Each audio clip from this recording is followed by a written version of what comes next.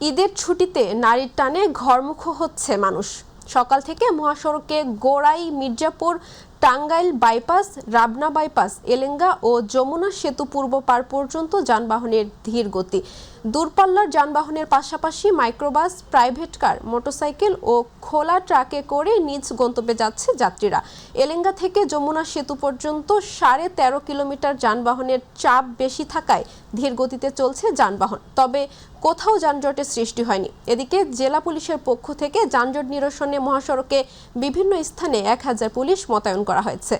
ঘরমুখো মানুষের ঈদযাত্রায় স্বস্তিদায়ক করতে সেতুর উপর রাখা হয়েছে পুলিশের বিশেষ নজরদারি। এলেঙ্গা ফ্লাইওভারের নির্মাণ কাজ চলমান থাকায় এবং 4 লেনে প্রকল্পের কিছু অংশে কাজ অসম্পূর্ণ থাকায় যানবাহনের চলাচল করছে ধীর গতিতে। যানবাহনের আশঙ্কা করছেন যাত্রী ও চালকরা। দর্শক, এই মুহূর্তে মহাখালী বাস টার্মিনাল থেকে যুক্ত হচ্ছেন সহকর্মী শবনম অবনী। অবনী, সড়ক পথে ঈদযাত্রায় বাস স্ট্যান্ডগুলোতে যাত্রী চাপ কেমন আমাদের জানাবেন। ধন্যবাদ ইন্না। এই মুহূর্তে আমি রয়েছি মহাখালী বাস স্ট্যান্ডে। এখানে সর্বমোট 21টি রুটে গাড়ি চলাচল করে। ঈদে ঘরমুখো যাত্রীদের মনে এবং চোখে মুখে যেমন ঈদের বাড়ি ফেরার যে উচ্ছ্বাস দেখা যাচ্ছে, সেই সাথে দেখা যাচ্ছে ভোগান্তিও। কারণ দীর্ঘক্ষণ লাইনে দাঁড়িয়ে থেকে তারা টিকিট পাচ্ছে না। আমি যদি ক্যামেরায় আপনাকে একটু দেখাই, আপনি দেখতে পাবেন যে এখানে দীর্ঘ লাইনে অপেক্ষা করছে যাত্রীরা। তাদের অনেকের অভিযোগ যে তারা টিকিটের জন্য লাইনে দাঁড়িয়ে আছে, টিকিট কেটেছে কিন্তু গাড়ি সময় মতো ছাড়ছে না। সেই সাথে আমরা এখানে আরও একটা অভিযোগ শুনতে পেয়েছি। দুটি পরিবহনের নাম, এখানে শৌখিন পরিবহন এবং সোনার বাংলা যে পরিবহন, এই দুইটি পরিবহনের কথা বলা হচ্ছে যে তাদের টিকিট কাউন্টার থেকে টিকিট বিক্রি হচ্ছে না, কিন্তু সাইড থেকে টিকিট বিক্রি হচ্ছে। সাইডের টিকিট থেকে আপনার প্রত্যেকটা টিকিট থেকে যাত্রীদের কাছ থেকে বেশি দাম নিচ্ছে। আমি যদি আপনার এখানে একজন যাত্রীর কথা শোনাই, ওনার মতামত যদি জানায় তাহলে আপনাকে জানাতে পারবো যে কি পরিমাণ ভোগান্তি এখানে হচ্ছে। একটু কথা বলি। জি। আমি এখান থেকে প্রায় 2 ঘন্টার মতো হয়েছে লাইনে থাকার পরে টিকিট পাইতে অনেক ব্যাক পাইতে হয়েছে, কারণ সিরিয়াস লম্বা লাইন এখানে। কিন্তু ব্যাপারটা হচ্ছে যে আমরা টিকিট পাইছি, টিকিট পেয়ে দাঁড়িয়ে আছে, এরকম ঘাম কিন্তু কন্টিনিউ আছে। এতগুলো লোক গাড়িও সিরিয়ালে আছে ডেস্ক পাসে। আমার 28 নাম্বার গাড়ি, তো এটা দেখছি যে এখনও 5-6টা গাড়ি লাইনে আছে দেখা যাচ্ছে। তো ওরা করছে কি, এখানে গাড়ি প্যাসেঞ্জার উঠতেছে, বাট ওরা গাড়িগুলো ডেস্ক পাস করছে না মিনস তারা ওখানে কি প্রসেসিং সময় নিচ্ছে। তারপর মানে কি অনলাইনে কোনো জটিলতা আছে কিনা, কেন হয়তো দেরি করছেন। তো এ নিয়ে আমাদের সাথে মোটামুটি আমরা জানানোর পরে তারা আমাদের সাথে একটু গাড়ি কি সময় মতো ছাড়ছে কিনা, না সময় মতো ছাড়ছে না। গাড়ি কিন্তু লাইনে পড়ে আছে, টিকিটও কিন্তু 8-10টা বাড়তি সেল হয়ে গেছে, কিন্তু লোকজন এখানে ভিড় করে দাঁড়ায় আছে। অ্যাকচুয়ালি গাড়ি ছাড়ছে না, এখানে প্রসেসিং সময় নিচ্ছে।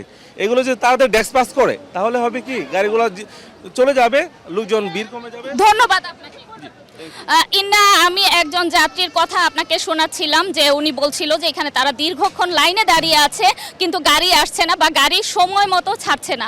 আর অন্যদিকে এখানে আরও অন্যান্য পরিবহনের যে গাড়িগুলো আছে সেখানেও দেখা যাচ্ছে যে যাত্রীদের দীর্ঘ লাইন। সেই সাথে এখানে আরও যেটা রয়েছে যে আইন শৃঙ্খলা পরিস্থিতির কথা যদি বলি তাহলে র্যাবের অভিযান চলছে। কিছুক্ষণ আগে আপনাকে আমি যেটা বললাম যে দুটো গাড়ির পরিবহন বিরুদ্ধে যেটা অভিযোগ উঠেছে যে তারা সাইড থেকে টিকিট বিক্রি করছে এবং ভাড়া বেশি নিচ্ছে। তো সেখানে আমরা দেখলাম যে র্যাব এসে সেই পরিস্থিতি কিছুটা স্বাভাবিক করার চেষ্টা করেছে। তো ইন্না, র্যাবের যে এখানে আমরা ভূমিকা দেখলাম সেটা এখানে আপনার বলতে গেলে আইন শৃঙ্খলা পরিস্থিতি এখানে সব দিক থেকে ঠিক আছে বলা যায়। তারা এখানে এসে পরিস্থিতিটা কিছুটা হলেও নিয়ন্ত্রণ করেছে এবং এখন দেখা যাচ্ছে যে ওই পরিবহনে টিকিট কিছুটা পাওয়া যাচ্ছে। তো ইন্না, এই ছিল মহাখালী বাস স্ট্যান্ড থেকে আমার কাছে সর্বশেষ পরিস্থিতি। অবনী, আপনাকে ধন্যবাদ। দর্শক, মহাখালী বাস টার্মিনাল থেকে আমাদের সাথে যুক্ত ছিলেন সহকর্মী শবনম অবনী। ঈদুল আজহা সামনে রেখে পরিবার পরিজনের সঙ্গে আনন্দ ভাগাভাগি করতে ট্রেনে চড়ে ঢাকা ছাড়ছেন নগরবাসী। কেউ আগে থেকেই স্ত্রী সন্তানকে গ্রামের বাড়ি পাঠিয়ে দিয়েছেন। আবার কেউ অফিসের সব কাজ শেষ করে ব্যাগ কাঁধে ছুটে এসেছেন কমলাপুর রেল স্টেশনে। সকালে কমলাপুর রেল স্টেশনে দেখা গেছে ঘরমুখো মানুষের ঢল। প্ল্যাটফর্ম জুড়ে ছিল মানুষের কোলাহল, শিশুদের হাসি, ট্রেনের হুইসেল আর স্বজনদের সঙ্গে দেখা হওয়ার অপেক্ষার আনন্দ। যেন ঈদের আগাম উৎসব নেমেছে দেশের সবচেয়ে বড় এই রেল স্টেশনে। স্টেশনের ভিতরে প্রবেশ করতেই চোখ পড়ে নানা বয়সী মানুষের ব্যস্ততা। অনেকে প্ল্যাটফর্মেই পরিবারের সদস্যদের নিয়ে গল্প করছেন, কেউ ছবি তুলছেন। দীর্ঘ সময় পর বাড়ি ফেরার আনন্দ যেন ক্লান্তিকেও হার মানিয়েছে। দর্শক, এই মুহূর্তে কমলাপুরের রেল স্টেশন থেকে যুক্ত হচ্ছেন সহকর্মী এস.এম. আরিফ। আরিফ, কমলাপুর রেল স্টেশনে ঘরমুখো মানুষের চাপ কেমন দেখছেন আমাদের জানাবেন। জি না, আজকে ঈদের চতুর্থ দিন যাত্রা, যেটি ট্রেনের যাত্রা, যেটি চতুর্থ দিনের যাত্রা, এবং আজকে আমরা গতকালকে যে পরিমাণ উপচে পড়া ভিড় ছিল সে অনুযায়ী কিছুটা কম আমরা এই লক্ষ্য করছি ট্রেনে যে যাত্রী, ঘরমুখো যাত্রী রয়েছেন তাদের। সবাই প্রিয়জনের সাথে ঈদ করতে বাড়ি যাবেন এবং বাড়ি যাচ্ছেন। এই যাত্রাটা হয়তো আগামী কালকে পর্যন্ত অব্যাহত থাকবে। অনেক সময় ঈদের দিনেও অনেকে যায় যারা ব্যবসায়ীরা রয়েছেন। আজকের দিনটিতে আমরা যেটি দেখতে পেয়েছি যে আসলে স্মুথলি, গতকালকে একটু আমরা পারাপারি দেখছি, অনেক ট্রেনের বগিতে পা তিল ধারণের ঠাঁই ছিল না। আজকে সকাল থেকে যেগুলো ছেড়ে গেছে ওই রকম অতটা চাপ আমরা দেখতে পাই নাই। তবে যেটি বলছি, একটি ট্রেনের একটু দেরি হচ্ছে, সেটি একতা এক্সপ্রেস।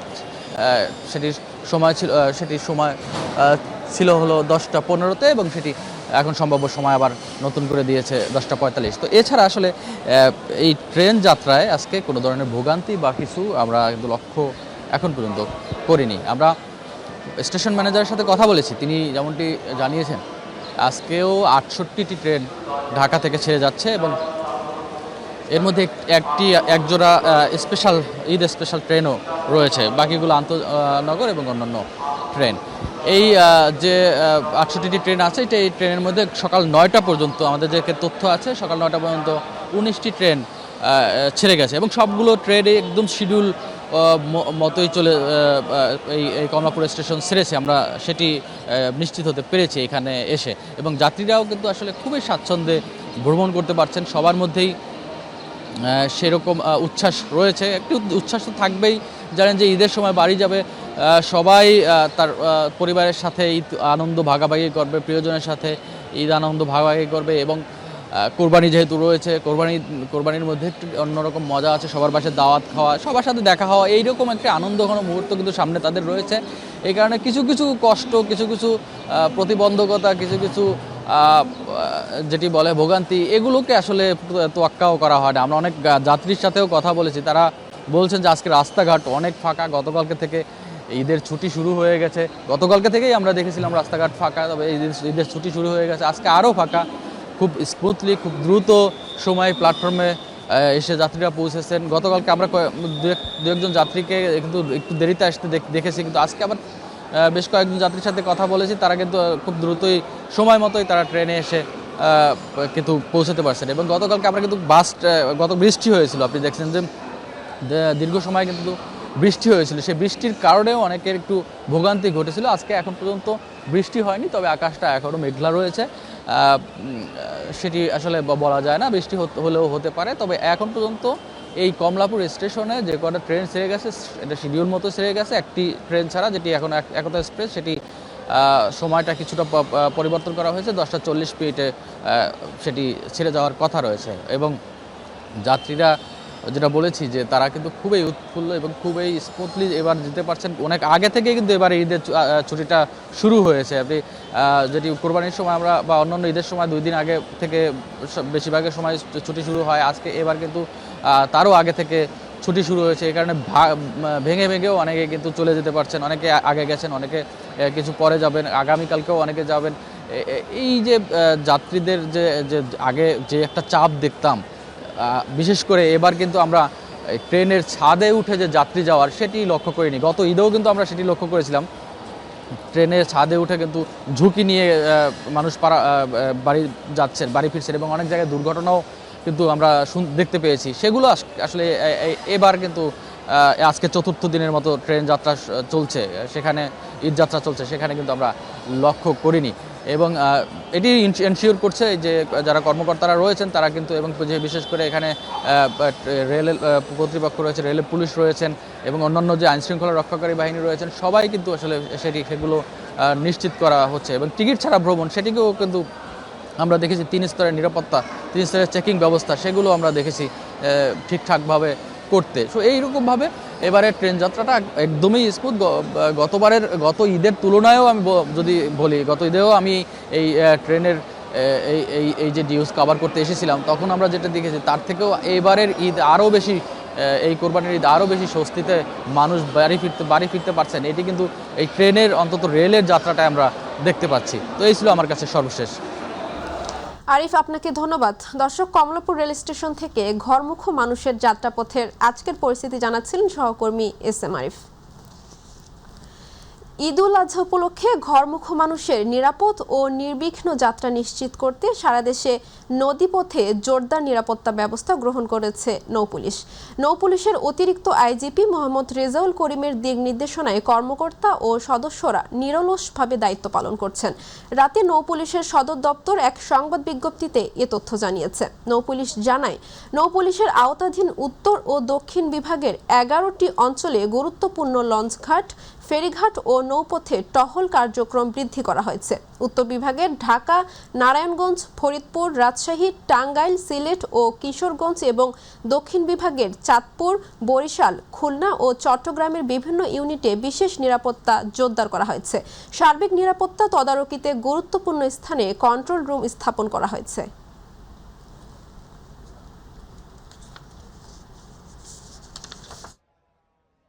দর্শক, এই মুহূর্তে সাভার থেকে মহাসড়ক পরিস্থিতির খবর জানাতে যুক্ত হচ্ছেন সহকর্মী আসাদুজ্জামান খায়রুল। দরজায় কড়া নাড়ছে ঈদ, বাড়ি ফিরছে মানুষ।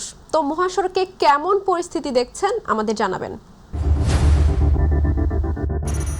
জি দিনা, আপনি যেমনটি বলছিলেন যে আর একদিন পরে কিন্তু ঈদুল আজহার সেই উৎসব উদযাপন হবে, এবং এই উৎসবকে কেন্দ্র করে কিন্তু সাভার আশুলিয়ার যে শ্রমজীবী এবং পেশাজীবী মানুষরা আছে তারা কিন্তু আসলে তাদের নারীর টানে সেই বাড়িতে ফিরছে। এবং এই যে তাদের বাড়ি ফেরার যে এই যে কষ্ট, সেই কষ্টকে ছাপিয়ে কিন্তু আসলে আমরা দেখছি যে আসলে একটি আনন্দের উৎসব, মানে সেই উৎসবের আমেজ বিরাজ করছে সাভারে।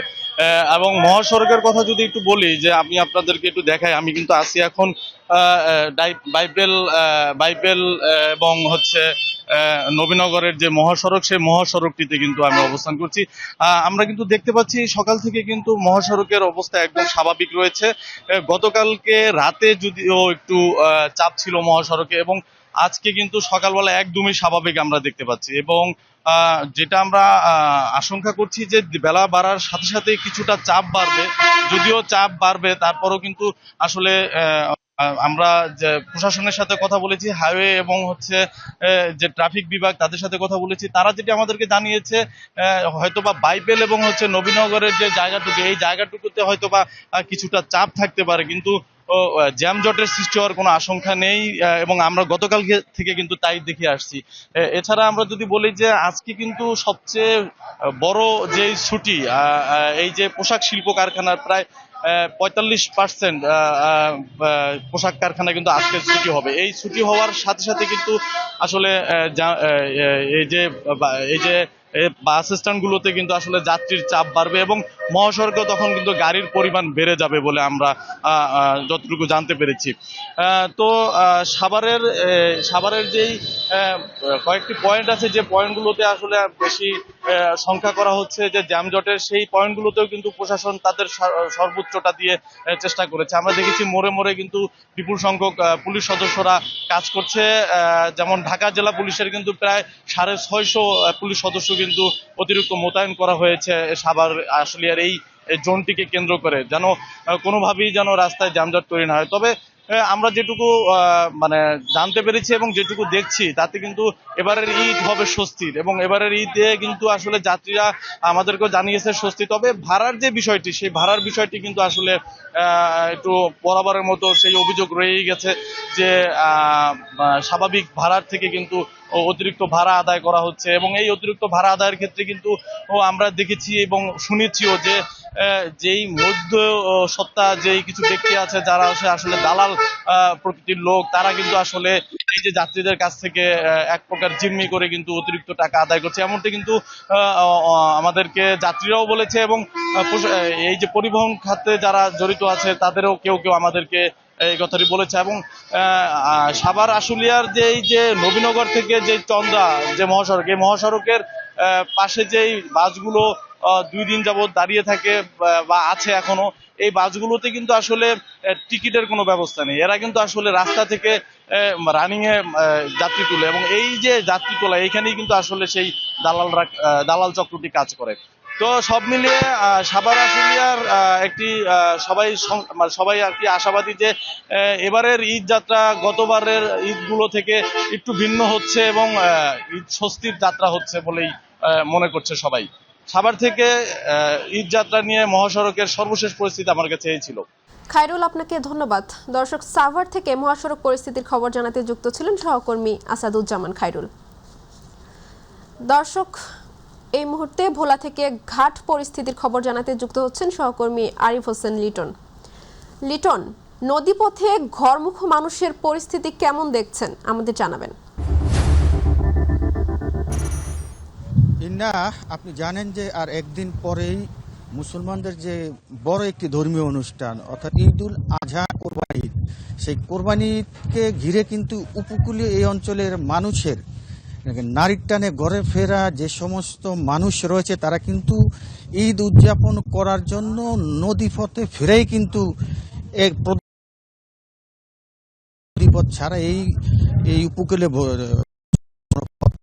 বলা এখন ইলিশা ঘাটটিতে রয়েছে। এখানে মূলত এখন এই অঞ্চল থেকে ঢাকামুখী মানুষ প্রিয়জনের সাথে ঈদ করার জন্যই কিন্তু গত সরকারি থেকে মানুষের উৎসব পড়া ভিড় কিন্তু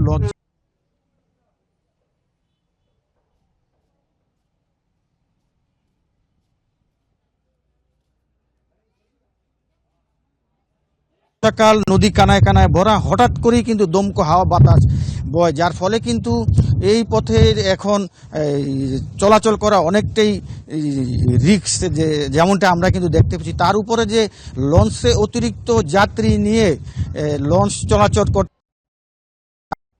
অনেক যাত্রীর সাথে কথা হয়েছে, যাত্রীরা কিন্তু অতিরিক্ত যাত্রী নিয়ে তারা লঞ্চে পা রাখতে পারেন না, এমনটা কিন্তু তারা আমাকে কিন্তু বলছেন, যার ফলে কিন্তু এই পথটিতে আসা কিন্তু অনেকটাই যাত্রীদের জন্য রিস্ক হয়ে যায়। তবে আমার সাথে প্রশাসনের সাথে যে অর্থাৎ যাত্রীরা যাতে ঈদ মৌসুমে নিরাপদে এসে আবার ঈদের পরে নিজের কর্মস্থলে যেতে পারে তার জন্য কিন্তু তারা সর্বোচ্চ ব্যবস্থা নিয়ে রেখেছেন, আমাকে কিন্তু এমনটা জানিয়েছেন। তো এই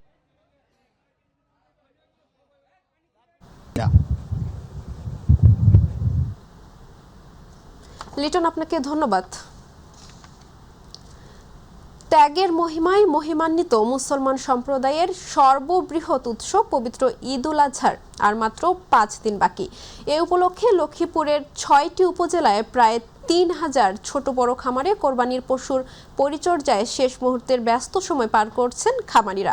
প্রশাসন ইতিমধ্যে প্রস্তুত করেছে স্থায়ী ও অস্থায়ী 90টি হাট। তবে গোখাদ্যের মূল্য বৃদ্ধিতে পশুর ন্যায্য মূল্য পাওয়া নিয়ে শঙ্কায় রয়েছেন স্থানীয় খামারিরা। লক্ষ্মীপুর থেকে প্রতিনিধি শফিউল আজম চৌধুরী জুয়েলের পাঠানো তথ্য ও ভিডিও চিত্রের রিপোর্ট। এবার কোরবানির জন্য লক্ষ্মীপুর জেলায় পশুর চাহিদা 89,215টি হলেও স্থানীয় খামারগুলোতে রয়েছে 95,477টি পশু, যা চাহিদার তুলনায় প্রায় 6,000-এর বেশি। প্রতিটি খামারে এখন চলছে পশুর শেষ মুহূর্তের যত্ন। নিজস্ব জমিতে উৎপাদিত ঘাস, খড় ও অন্যান্য পুষ্টিকর খাবার দিয়ে সম্পূর্ণ প্রাকৃতিক উপায়ে কোরবানির জন্য পশু প্রস্তুত করেছেন খামারিরা। কিন্তু গোখাদ্যের দাম বাড়ায় সঠিক মূল্য পাওয়া নিয়ে শঙ্কায় আছেন খামারিরা। খাদ্য সহ বিভিন্ন মালের দাম বেশি থাকার কারণে আমাদের গরুতে খরচ পড়ে যায় অনেক বেশি। সে কারণে যদি ভালো দাম না পাওয়া যায় তাহলে এবারে খুব বেশি একটা লাভের আশা করা যাচ্ছে না। সরকার কাছে এটা লক্ষ্য যেন বাইরে থেকে গরু না আসতে পারে, আমাদের দেশে পর্যাপ্ত পরিমাণে গরু আছে। এদিকে জেলায় প্রস্তুত করা হয়েছে 70টি অস্থায়ী এবং 20টি স্থায়ী সহ মোট 90টি পশুর হাট। জেলার মজুত অনুযায়ী পশুর কোনো ঘাটতি হবে না বলে জানিয়েছে প্রাণী সম্পদ বিভাগ। আমাদের বাইরে থেকে কোনো গরু আমাদের বাংলাদেশে ঢুকবে না, এটা আমাদের জিএলএস এর তরফ থেকে, প্রাণী সম্পদ বিভাগের পক্ষ থেকে কড়া নজরদারি আমাদের আছে, যাতে কোনো প্রকারের বাইরে থেকে কোনো গরু আমাদের দেশে ঢুকতে না পারে। জেলায় এবার চাহিদার তুলনায় অতিরিক্ত ও মানসম্মত পশু প্রস্তুত থাকায় কোরবানির পশুর দাম ক্রেতা সাধারণের নাগালের মধ্যেই থাকবে, এমনটাই প্রত্যাশা সংশ্লিষ্ট সবার। হাফিজা খানম জুথি, মাই টিভি। দর্শক, এই মুহূর্তে পটুয়াখালীর বাউফল থেকে হাটের খবর জানাচ্ছেন সহকর্মী ওয়াহিদুজ্জামান ডিউক। আপনাকে ধন্যবাদ। আমি এই মুহূর্তে রয়েছি দক্ষিণাঞ্চলের সর্ববৃহৎ পশুর হাট কালাই বন্দরে। বাউফল উপজেলায় 4টি স্থায়ী এবং 16টি অস্থায়ী হাট রয়েছে। এর মধ্যে কালাইয়া বন্দরের এই হাটটি সর্ববৃহৎ পশুর হাট। পবিত্র ঈদুল আজহা উপলক্ষে সকাল থেকেই এখানে ক্রেতা বিক্রেতার উপস্থিতি দেখা যাচ্ছে। হাটের সার্বিক পরিস্থিতিতে রয়েছে এখানে প্রশাসনের অতিরিক্ত দায়িত্ব পালনকারী, আইনশৃঙ্খলা রক্ষাকারী বাহিনী এবং পাশাপাশি রয়েছে ক্রেতা বিক্রেতারা। হাটের সার্বিক পরিস্থিতি ভালো। সকাল থেকেই জমে ওঠা শুরু করছে কালাইয়ার এই ঐতিহ্যবাহী পশুর হাট। আমার পাশে রয়েছেন একজন ক্রেতা, তারা স্বামী এবং স্ত্রী দুইজনেই আসছেন। আমরা একটু তার কাছে জানতে চাবো যে আসলে গরুর দাম কি রকম। জি, আসসালামু আলাইকুম ভাই, আসলে গরুর বাজারের অবস্থা কি রকম? গরুর বাজারের অবস্থা মোটামুটি ভালোই, হ্যাঁ, তবে যেভাবে প্রচুর পশুর এই তুলনায় দাম অত কম না আর কি, মোটামুটি। তারপর এটা রিজনেবল প্রাইস কেনা যায় গরু। যে আপনি কি মনে করছেন এবছর কি গরুর দাম আরো বেশি কিনা? না, বেশি নেই এবছর গরুর দাম। জি, অনেক অনেক ধন্যবাদ। আমার পাশে রয়েছেন এখানের হাটের ইজারাদারের সংশ্লিষ্ট লোকজন। আমরা আসলে তার কাছে জানতে চাইবো যে আসলে এবার গরুর হাটের সার্বিক পরিস্থিতি কীরকম। ইনশাল্লাহ, আসসালামু আলাইকুম, খুব ভালোই চলে ইনশাল্লাহ। মানুষের খুব দক্ষিণ চলে এই যে বড় হাট কালাইয়া গরু হাট, খুব ইনশাল্লাহ ভালোই চলে, মানুষের ভালোই চলে, প্রশাসনও আছে চলে, সাংবাদিক বাইরে আছে, তারা খুব ভালো ডিউটি চলে, খুব ভালো চলে। জি, ধন্যবাদ। পটুয়াখালী বাউফলের ঐতিহ্যবাহী কালাইয়া বন্দর থেকে এই ছিল গরুর হাটের সব শেষ। আজ 9 জিলহজ, পবিত্র হজের দিন। মক্কা, মিনা ও আরাফাতের আকাশ বাতাস এখন মুখরিত হয়ে উঠেছে লাখো লাব্বাইক ধ্বনিতে। আজ ফজরের নামাজ আদায়ের পর বিশেষ বাস ও ট্রেন যোগে হাজিরা ঐতিহাসিক আরাফাতের ময়দানের উদ্দেশ্যে রওনা হন। আরাফাতের ময়দানে অবস্থিত মসজিদে নামিরা থেকে আজ হজের মূল খুতবা পাঠ করা হবে। এবছর খুতবা দেবেন মসজিদুল হারামের সম্মানিত ইমাম ও খতিব শাইখ আলী আল হুদাইফি। বিশ্ব মুসলিম উম্মাহর সুবিধার্থে এই খুতবা বাংলা সহ বিশ্বের 35টি ভাষায় সরাসরি অনুবাদ করে সম্প্রচার করা হচ্ছে। খুতবা শেষে এক আজান ও 2 ইকামতে জোহর এবং আসরের নামাজ একসঙ্গে জামাতে আদায় করবেন মুসল্লিরা। এরপর সূর্যাস্ত পর্যন্ত বিদায়ী হজের স্মৃতি বিজড়িত এই ময়দানে অবস্থান করে আল্লাহর দরবারে গুনাহ মাফের আশায় বিশেষ মোনাজাত ও দোয়া করবেন তারা। সূর্যাস্তের পর মাগরিবের নামাজ না পড়েই হাজিরা মুজদালিফার উদ্দেশ্যে রওনা হবেন। সেখানে গিয়ে মাগরিব ও এশার নামাজ একসঙ্গে আদায় করে খোলা আকাশের নিচে রাত্রি যাপন করবেন। বিচার বিভাগ নিয়ে বিএনপি আওয়ামী লীগের পথেই হাঁটছে বলে মন্তব্য করেছে কুমিল্লা 4 আসনের সংসদ সদস্য ও এনসিপির দক্ষিণাঞ্চলের মুখ্য সংগঠক হাসনাত আব্দুল্লাহ। সোমবার বিকেলে ঝিনাইদহ শহরের পায়রা চত্বরে নাসির উদ্দিন পাটোয়ারির ওপর হামলা, এনসিপি ও ছাত্র দলের পাল্টাপাল্টি মামলা ও গ্রেফতারের বিষয়ে সার্বিক পরিস্থিতি নিয়ে সংবাদ সম্মেলনে তিনি এ মন্তব্য করেন। সব জায়গায় দলীয়করণ করা হচ্ছে অভিযোগ করে হাসনাত আব্দুল্লাহ বলেন, মেধাকে পাশ কাটিয়ে দলীয় লোকদের নিয়োগ দেওয়া হচ্ছে। আইন বিভাগকে আমরা দেখলাম আবার বিএনপি আবার দলীয়করণ করার চেষ্টা করেছে। সেই দলীয়করণের অংশ হিসেবে আমরা দেখলাম বিচার বিভাগের যে সচিবালয়, সেই সচিবালয়কে বিলুপ্ত করে দিয়ে বিচার বিভাগকে দলীয়করণ প্রাতিষ্ঠানিকভাবে করার চূড়ান্ত সাংবিধানিক নিষ্পত্তি বিএনপি করেছে। আইনমন্ত্রী যেমন রায় দেন, লিখে দেন, সেটাকে এই বিচারালয়ে আমরা দেখেছি। আমাদের কাছে মনে হচ্ছে বিচারকরা সেই রায়টাই পড়ে। ঈদুল আজহার বাকি আর মাত্র 2 দিন। মাংস রান্নায় স্বাদ ও সুঘ্রাণের অন্যতম উপকরণ গরম মশলার বাজারে দেখা গেছে ভিন্ন আবহ। বাজারে সরবরাহ স্বাভাবিক, খুচরা বাজারে কিছুটা বাড়তি দামের জন্য চাপে পড়লেও খুব বেশি অভিযোগ নেই ক্রেতাদের। তারা বলছেন, প্রতিবার ঈদ আসলেই মশলার বাজারে অরাজক পরিস্থিতি তৈরি হলেও এবার বেশ স্বাভাবিক। বিস্তারিত শবনম অবনীর রিপোর্টে। ঈদুল আজহাকে সামনে রেখে এবারের গরম মশলার বাজারের চিত্র কিছুটা ভিন্ন। আমদানি ও সরবরাহ স্বাভাবিক থাকায় দাম ক্রেতাদের নাগালে রয়েছে, তবে কিছুটা অস্বস্তি রয়েছে এলাচের দামে। ক্রেতারা বলছেন প্রতিবারের তুলনায় এবারে বাজারে মশলার দাম কিছুটা কম। আগের মতো সাময়িকভাবেই আছে দামগুলি, কিন্তু অন্যান্য বাজার যেমন কাঁচা বাজার, আদা রসুন, এটার দাম প্রচুর এখন। ওটার জন্য আমাদের মধ্যবিত্তদের জন্য বিশেষ করে কষ্টকর হয়ে যায়। আসলে মশলার দাম ঠিকই আছে, কারণ মশলা তো ম্যাক্সিমামই আসে টার্কি থেকে আসে, ইন্ডিয়া থেকে আসে। তো সচরাচর যেরকম ভাবছিল সবাই যে দাম বেশি হবে, আসলে তো বেশি না, মোটামুটি ঈদ হিসাবে ঠিক আছে। বিক্রেতারা বলছেন আমদানি স্বাভাবিক থাকায় এবার দাম কিছুটা কম। অনেক মশলার দাম রয়েছে অপরিবর্তিত, তবে বাজারে ক্রেতা উপস্থিতি কম। মশলার স্বাভাবিক আছে, সব মশলাই আছে। দেখা গেছে একটু এলাচির দামটা একটু বেশি, তাই এগুলি রমজান মাসে যেই দাম ছিল এখনও এই দামই। মশলার দামটা যদি একটু কম হতো তাহলে আমাদের যারা মধ্যবিত্ত বা নিম্নবিত্ত যারা আছে এদের জন্য মানে ঈদ উদযাপন করাটা একটু সহজ হতো বা খুশিটা আরো ভালো হতো। কোরবানির ঈদে রান্নার অন্যতম অনুষঙ্গ মশলার সুবাস এবার বেশ ভালোভাবেই নিতে পারছেন গ্রাহকরা। আগেভাগে পর্যাপ্ত আমদানি হওয়ায় বাজার নিয়ন্ত্রণে, আর এতে সরকারের নীতিকেই সাধুবাদ জানাচ্ছেন ভোক্তারা। শবনম অবনী, মাই টিভি, ঢাকা। ঈদুল আজহাকে সামনে রেখে এখন ব্যস্ত সময় পার করছেন সিলেটের কামাররা। কোরবানির পশু জবাইয়ের প্রয়োজনীয় দা, বটি, চাপাতি আর ছুরি তৈরিতে সকাল থেকে গভীর রাত পর্যন্ত চলছে তাদের নিরলস কর্মযজ্ঞ। সিলেট থেকে শাহিন আহমেদের ক্যামেরায় মৃণাল কান্তি দাসের রিপোর্ট, জানাচ্ছেন হাফিজা খানম জুথি। কয়লার আগুনে লাল হয়ে ওঠা লোহা আর হাতুড়ির টুংটাং শব্দে মুখর সিলেটের কামার পাড়াগুলো। কোরবানির ঈদ ঘনিয়ে আসার সঙ্গে সঙ্গে কয়েক গুণ বেড়ে গেছে কামারদের ব্যস্ততা। সকাল থেকে মধ্যরাত পর্যন্ত চলছে দা, বটি, চাপাতি ও ছুরি তৈরির কাজ। কেউ লোহা পেটাচ্ছেন, কেউ বা ধার দিচ্ছেন কুরবানির সরঞ্জামে। পশুর চামড়া ছাড়ানোর ছুরি বিক্রি হচ্ছে 150 থেকে 250 টাকা, দা 300 থেকে 650, বটি 300 থেকে 550 এবং পশু জবাইয়ের ছুরি বিক্রি হচ্ছে 800 থেকে 1000 টাকায়। চাপাতির দাম রাখা হচ্ছে 600 থেকে 900 টাকা পর্যন্ত। কয়লার দামও বেশি, আমরা যে বানাইয়া মানে পর্তাটা পরে বেশি, কিন্তু দেখা গেছে চাহিদা কম কাস্টমারের, আর দামও কম কয় কাস্টমারের, তাই আমরা ফুসাইতাম পারি না। আপনার যে আগে যেভাবে কাস্টমার আয়া ঢুকছে গুলির ভিতরে, এইভাবে এইবার কোনো কাস্টমার নাই। কামারদের অভিযোগ, ঈদ এলেই বেড়ে যায় কয়লার দাম ও শ্রমিক খরচ।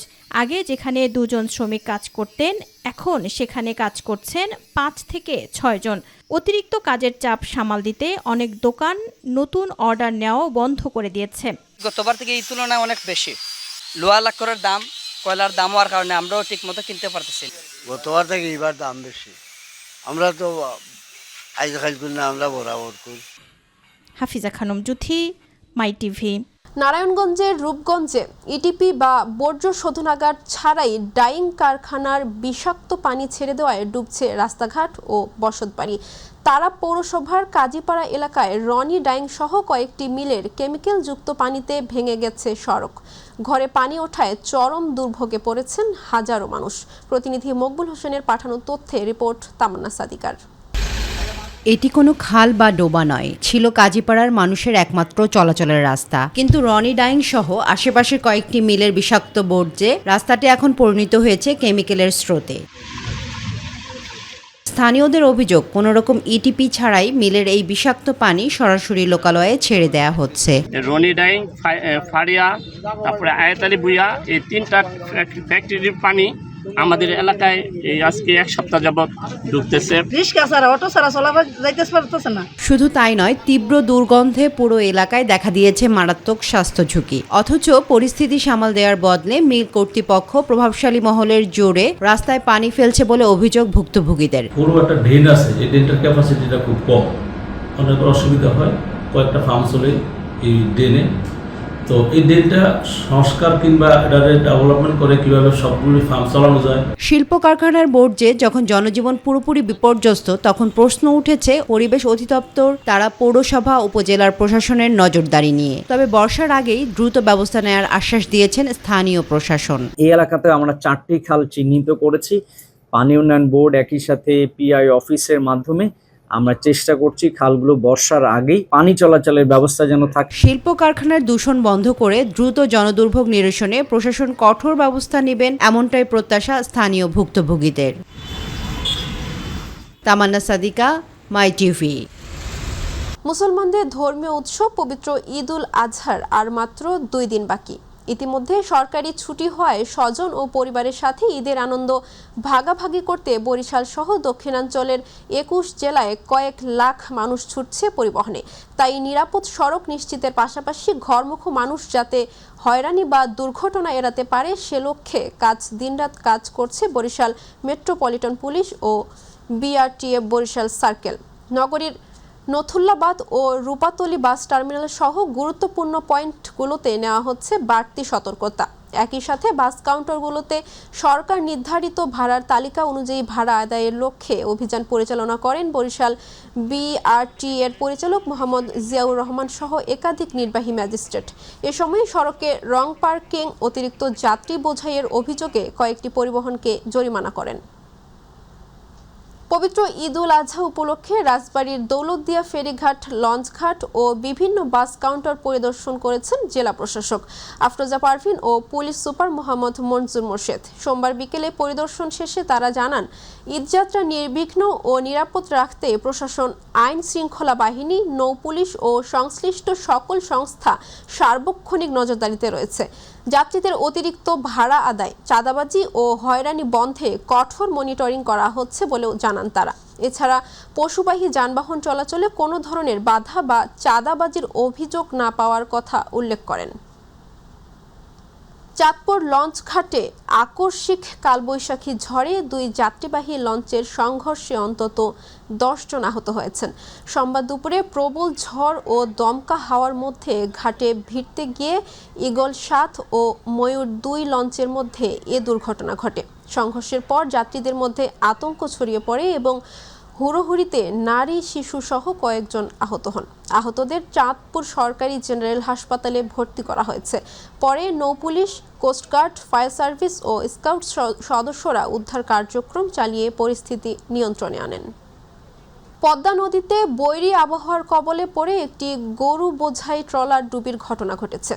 এতে ট্রলারে থাকা 20 জনের মধ্যে 19 জন সাঁতরে তীরে উঠতে পারলেও আয়ুব মিয়া নামের এক ব্যক্তি নিখোঁজ রয়েছেন।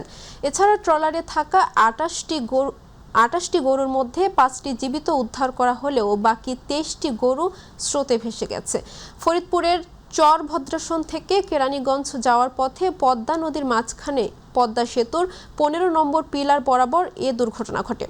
মাওয়া নৌ পুলিশের ইনচার্জ মোহাম্মদ ইলিয়াস ঘটনার সত্যতা নিশ্চিত করে জানান, বৈরী আবহাওয়ার কারণে ট্রলারটি ঝড়ের কবলে পড়ে মাঝ নদীতে ডুবে যায়।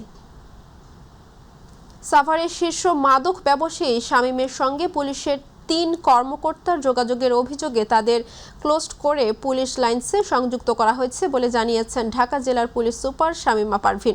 বিকেলে সাভার মডেল থানা পরিদর্শন শেষে সাংবাদিকদের প্রশ্নের জবাবে তিনি এ তথ্য জানান। তিনি বলেন, অভিযুক্ত মাদক ব্যবসায়ী শামীমের সঙ্গে সংশ্লিষ্টতার প্রমাণ পাওয়ার এসআই মনির, এএসআই আসিফুর ও এএসআই মিরাজকে তাৎক্ষণিকভাবে ক্লোজ করা হয়েছে। তাদের বিরুদ্ধে বিভাগীয় ব্যবস্থা নেওয়া হবে বলে তিনি জানান। পুলিশ সুপার আরও বলেন, অপরাধ করলে কেউ ছাড় পাবে না। গাইবান্ধার সাদুল্লাপুর উপজেলার ধাপেরহাট ইউনিয়নের বড় ছত্রগাছা গ্রামে অনুমোদনহীন ভুয়া কারখানায় অস্বাস্থ্যকর ভেজাল খাদ্য উৎপাদন ও বাজারজাতকরণের দায়ে অভিযান চালিয়ে রং ও ক্ষতিকর রাসায়নিক মেশানো প্রায় 13 মণ হলুদ, 20 মণ মরিচ গুঁড়া, 20 মণ রাইস পালিশ জব্দ করে ধ্বংস করেছে জাতীয় ভোক্তা অধিকার সংরক্ষণ অধিদপ্তর। একই সঙ্গে প্রতিষ্ঠানটির মালিককে 1,50,000 টাকা জরিমানা করা হয়েছে। গোপন সংবাদের ভিত্তিতে অনুমোদনহীন খালেক হলুদ মরিচের গুঁড়া তৈরির কারখানাটিতে যৌথ বাহিনীর সদস্যদের সাথে নিয়ে এ অভিযান পরিচালনা করা হয়। অভিযানে ভোক্তা অধিকার সংরক্ষণ আইন অনুযায়ী প্রতিষ্ঠানটির স্বত্বাধিকারী পারভিন বেগমকে 1,50,000 টাকা জরিমানা করা হয়। পরে জব্দকৃত ভেজাল হলুদ ও মরিচের গুঁড়া প্রকাশ্যে জনসম্মুখে আগুনে পুড়ে ধ্বংস করা হয়। দাউদকান্দি গৌরীপুর উপজেলা স্বাস্থ্য কমপ্লেক্সের পরিত্যক্ত ভবন ভেঙে আধুনিক হাসপাতালে রূপান্তর এবং শহীদনগর ট্রমা সেন্টার আধুনিক চিকিৎসা সরঞ্জামে সজ্জিত করে আগামী 6 মাসের মধ্যে চালুর প্রতিশ্রুতি দিয়েছেন স্বাস্থ্য ও পরিবার কল্যাণ মন্ত্রী সরদার সাখাওয়াত হোসেন বকুল। সোমবার বিকেলে দাউদকান্দিতে হাসপাতালে দুটি পরিদর্শনকালে উপস্থিত নেতাকর্মী ও সর্বস্তরের জনগণের দাবির প্রেক্ষিতে তিনি এই প্রতিশ্রুতি দেন। স্বাস্থ্যমন্ত্রী দাউদকান্দি পৌঁছালে কুমিল্লা 1 আসনের সংসদ সদস্য ও সাবেক স্বাস্থ্যমন্ত্রী বীর মুক্তিযোদ্ধা ডক্টর খন্দকার মোশাররফ হোসেনের পক্ষে তাকে ফুলের শুভেচ্ছা জানান তার ছেলে, বিএনপির জাতীয় নির্বাহী কমিটির সদস্য ও সুপ্রিম কোর্টের আইনজীবী ডক্টর খন্দকার মারুফ হোসেন। দিনাজপুরের পার্বতীপুরে কারিগরি শিক্ষার প্রসার ও প্রচারের লক্ষ্যে সেমিনার হয়েছে। পার্বতীপুর সরকারি টেকনিক্যাল স্কুল অ্যান্ড কলেজের উদ্যোগে প্রতিষ্ঠানের কনফারেন্স রুমে দিনব্যাপী এর আয়োজন করা হয়। এ সময় উপজেলা নির্বাহী কর্মকর্তা সাদ্দাম হোসেন, সহকারী কমিশনার ভূমি মাহমুদ হোসেন রাজু, প্রতিষ্ঠানের অধ্যক্ষ আহসান হাবিব, পার্বতীপুর মডেল থানার ওসি আব্দুল ওয়াদুদ সহ উপজেলার বিভিন্ন শিক্ষা প্রতিষ্ঠানের শতাধিক শিক্ষক উপস্থিত ছিলেন। লালমনিরহাটের তিস্তা নদীর চরাঞ্চলে ঈদের আনন্দ ভাগাভাগি করে নিতে ব্যতিক্রমী আয়োজন শুরু হয়েছে। ভালোবাসার বাজার নামে এ উদ্যোগে মাত্র 1 টাকায় মিলছে নিত্য প্রয়োজনীয় 21 ধরনের পণ্য। সদর উপজেলার চিনাতুলি সরকারি প্রাথমিক বিদ্যালয় মাঠে এ বাজারের উদ্বোধন করেন দুর্যোগ ব্যবস্থাপনা ও ত্রাণমন্ত্রী আসাদুল হাবিব দুলু। এ সময় তিস্তা পাড়ের 5 শতাধিক হতদরিদ্র পরিবার 1 থেকে 5 টাকার বিনিময়ে কিনতে পারবেন চাল, ডাল, চিনি, ডিম, লবণ, খেজুর, নুডলস, সুজি, বিস্কিট সহ বিভিন্ন নিত্যপণ্য। এছাড়া ছিল শাড়ি, লুঙ্গি ও শিশুদের পোশাক। 1 টাকা দিয়ে প্রায় 1000 টাকার সমপরিমাণ পণ্য পেয়ে খুশি চরাঞ্চলের মানুষ। অনুষ্ঠানে আরও উপস্থিত ছিলেন জেলা প্রশাসক মোহাম্মদ রাশেদুল হক প্রধান, পুলিশ সুপার মোহাম্মদ আসাদুজ্জামান, জেলা পরিষদ প্রশাসক AKM মনিরুল হক।